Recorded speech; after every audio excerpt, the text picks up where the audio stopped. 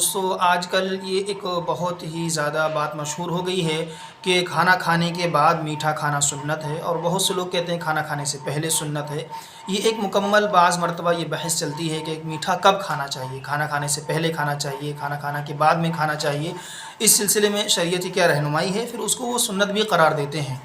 تو دوستو اس کے سلسلے میں یاد رکھیں کہ کھانے کے بعد میٹھا کھانا یہ امور عادیہ میں سے ہے، یعنی عادت عرف کے اوپر محمول ہے کہ جس کے ہاں عرف کھانا کھانے سے پہلے میٹھے کھانے کا ہو تو وہاں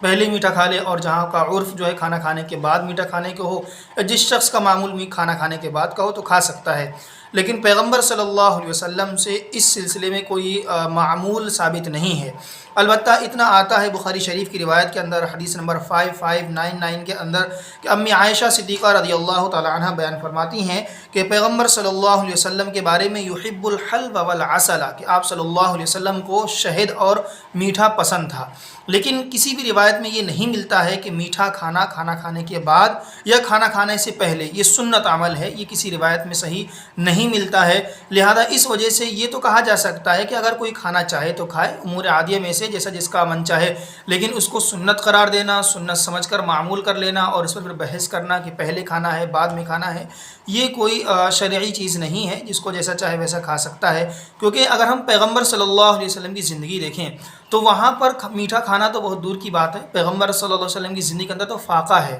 آپ صلی اللہ علیہ وسلم کے بارے میں روایت کے اندر آتا ہے کئی کئی دن گھروں پر چولہا نہیں جلا کرتا تھا، کھجور اور زمزم پر، ان چیزوں پر آپ صلی اللہ علیہ وسلم کا اور آپ کے اہل خانہ کا گزارا ہوا کرتا تھا۔ تو یہ میٹھے کی بحث نکالنا کہ یہ آپ صلی اللہ علیہ وسلم کے یہاں پر تو پسندیدہ ہے، روزہ ہے، فقر و فاقہ آپ صلی اللہ علیہ وسلم کو پسند تھا، اور میٹھا کا مطلب ہوتا ہے کہ بھر پیٹ کھانا کھاؤ اس کے بعد میٹھا کھاؤ، تو اگرچہ جائز تو ہے لیکن اس کو سنت وغیرہ قرار دینا یہ مطلب کہ شریعت کے اندر اس کی کوئی اہمیت نہیں ہے، اسی طریقے سے یہ عقل میں آنے والی بات بھی نہیں۔